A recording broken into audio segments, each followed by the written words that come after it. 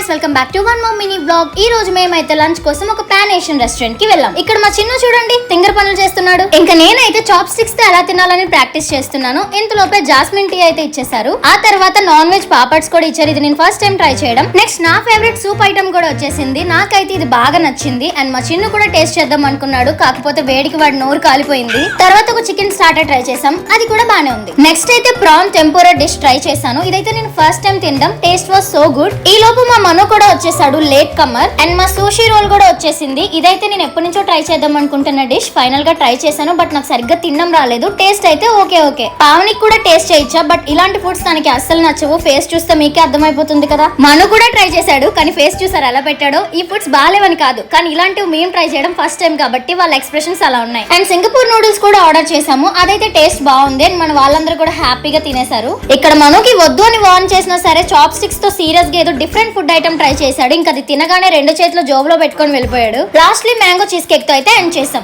నాకైతే ఈ ఫుడ్ బాగానే అనిపించింది, ఎందుకంటే నేను కాంటినెంటల్ పాన్ ఏషియన్ ఫుడ్స్ అప్పుడప్పుడు ట్రై చేస్తూనే ఉంటా. బట్ మా వాళ్ళే కొంచెం ఇబ్బంది పడ్డారు, ఎందుకంటే మన ఇండియన్ ఫుడ్ ఫ్లేవర్స్ డిఫరెంట్ గా ఉంటాయి. బట్ ఇది డిఫరెంట్ కదా. బయటకు వచ్చేసాక మా మను చూడండి ఇక్కడ పోస్టర్ లో ఉన్న స్టిల్ ని రీక్రియేట్ చేశాడు. That's all today. Bye guys, subscribe.